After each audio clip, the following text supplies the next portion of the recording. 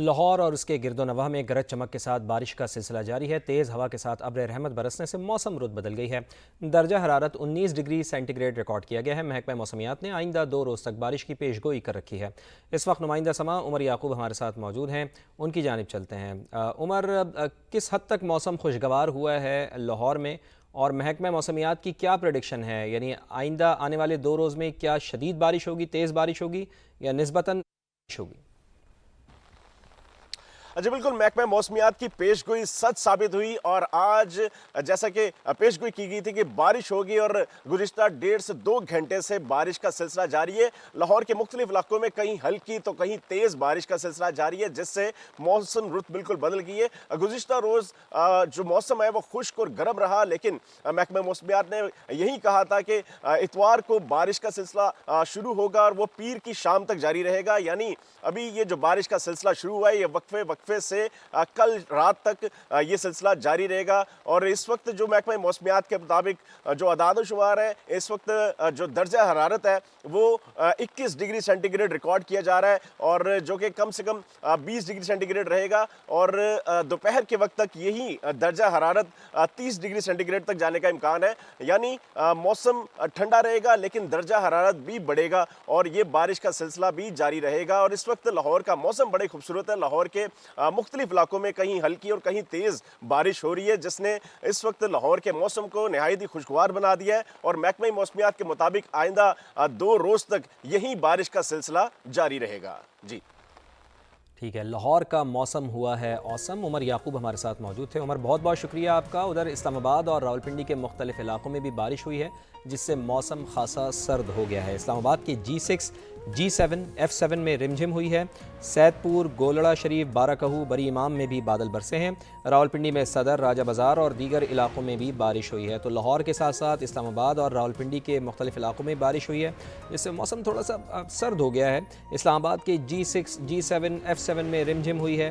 سید پور کا علاقہ بتایا جا رہا ہے، گولڑا شریف کا علاقہ بتایا جا رہا ہے، بارہ کہو کا علاقہ بتایا جا رہا ہے، بری امام میں بھی بادل برسے ہیں اور خوب برسے ہیں۔ جبکہ راولپنڈی کی اگر بات کریں تو یہاں صدر، راجہ بازار اور دیگر علاقوں میں بھی بارش ہوئی ہے۔ تو نہ صرف اسلام آباد، لاہور، بلکہ پنجاب کے دیگر شہروں میں بھی بارش ہوئی ہے، جس میں مرید کے شہر اور گرد و نواح میں تیز ہواؤں کے ساتھ موسلا دھار بارش ہوئی ہے۔ مرید کے میں بارش سے موسم ہوا ہے خوشگوار۔ نشیبی علاقے البتہ زیر آب آ گئے ہیں، جبکہ پتوکی میں شام سے چلنے والی ٹھنڈی ہوا کے بعد رم جھم ہوئی ہے۔ بارش سے درجہ حرارت کم اور موسم خوشگوار ہو گیا ہے۔ اسی طرح ساہیوال میں بھی بارش ہوئی ہے۔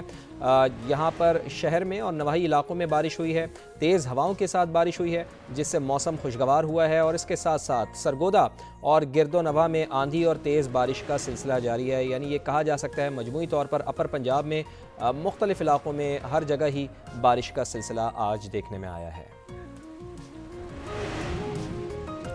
خطے میں جاری جنگ ختم کرانے کے لیے مفاہمتی عمل تیز، پاکستان نے ایران کو اعتماد میں لے لیا ہے۔ وزیر اعظم میاں شہباز شریف کا صدر مسعود پزشکیان سے ٹیلی فونک رابطہ ہوا ہے۔ 1 گھنٹہ طویل گفتگو میں قیام امن پر تفصیلی بات چیت ہوئی ہے۔ نائب وزیر اعظم اور فیلڈ مارشل کی کاوشوں سے بھی آگاہ کیا۔ ایرانی صدر کی پاکستان کے مثبت کردار کی تعریف، مذاکرات اور ثالثی کے لیے اعتماد سازی کی ضرورت پر زور دیا ہے۔ بارود کے ڈھیر پر سفارت کاری، پاکستان نے کمان سنبھال لی۔ وزیر اعظم نے ایران کے صدر کو اعتماد میں لے لیا۔ شہباز شریف اور مسعود پزشکیان کی 1 گھنٹے سے زیادہ بات چیت، کشیدگی میں کمی، امن کی کوششوں پر تفصیلی تبادلہ خیال۔ وزیر اعظم نے نائب وزیر اعظم اسحاق ڈار اور فیلڈ مارشل سید عاصم منیر کے امریکہ، خلیجی اور اسلامی ممالک کے ساتھ سفارتی رابطوں سے آگاہ کیا۔ شہباز شریف نے کہا، کوششوں کا مقصد امن مذاکرات کے لیے سازگار ماحول پیدا کرنا ہے۔ امید ہے اجتماعی کاوشیں کشیدگی کے خاتمے کی مؤثر راہ نکالیں گی۔ وزیر اعظم کی ایک بار پھر ایران پر حملوں کی مذمت، مشکل حالات میں ایرانی عوام کے ساتھ مکمل یکجہتی اور حمایت کا اعادہ۔ ایرانی صدر مسعود پزشکیان کی پاکستان کے مثبت کردار کی تعریف، مذاکرات اور ثالثی کے لیے اعتماد سازی کی ضرورت پر زور دیا۔ زیادہ تر عسکری اہداف حاصل کر لیے ہیں، ایران میں طویل قیام کا کوئی ارادہ نہیں ہے۔ صدر ڈونلڈ ٹرمپ حالیہ کارروائی کچھ وقت کے لیے جاری رکھیں گے۔ امریکی نائب صدر جے ڈی وینس کی گفتگو، کہا کوشش ہے کہ مستقبل میں ایران میں دوبارہ کارروائی کی ضرورت نہ پڑے۔ تہران اب بھی دھمکیاں دے رہا ہے اور جوہری ہتھیار بنانے کی کوششیں کر رہا ہے۔ کارروائی کا مقصد ایران کو جوہری ہتھیاروں سے روکنا ہے۔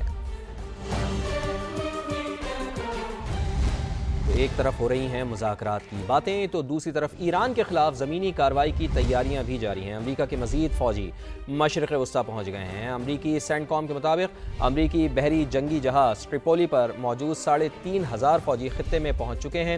جدید بحری جہاز پر جنگی طیارے اور تکنیکی آلات بھی موجود ہیں۔ چند روز پہلے امریکی محکمہ جنگ نے نئے فوجی دستے مشرق وسطیٰ بھیجنے کے احکامات جاری کیے تھے۔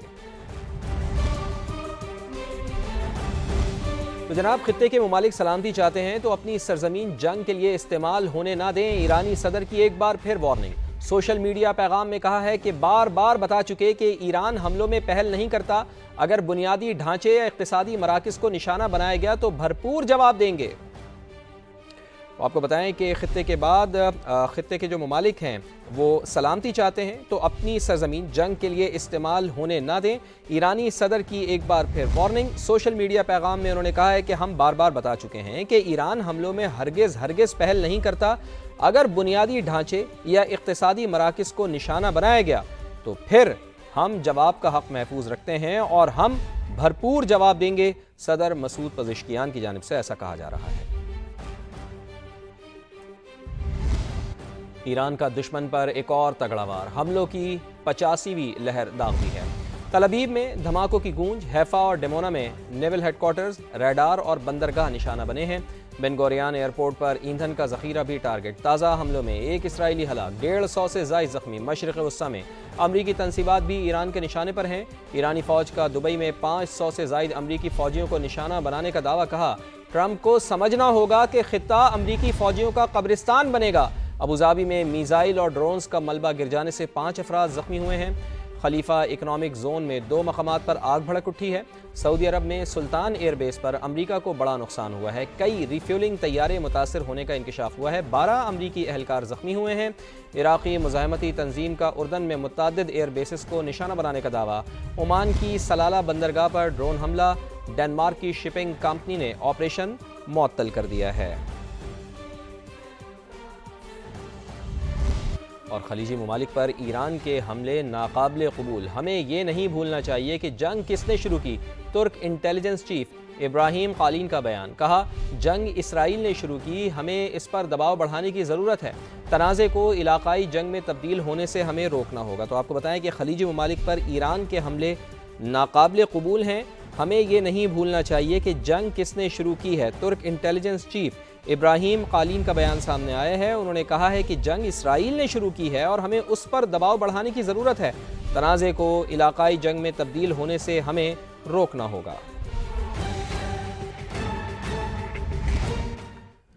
اس کے ساتھ ساتھ آپ کو یہ بھی بتائیں کہ ایک طرف مذاکرات تو دوسری طرف درندگی بھی جاری ہے۔ امریکہ اور اسرائیل کے ایران کے مختلف مقامات پر حملے، تہران میں 10 شہری شہید ہو گئے ہیں۔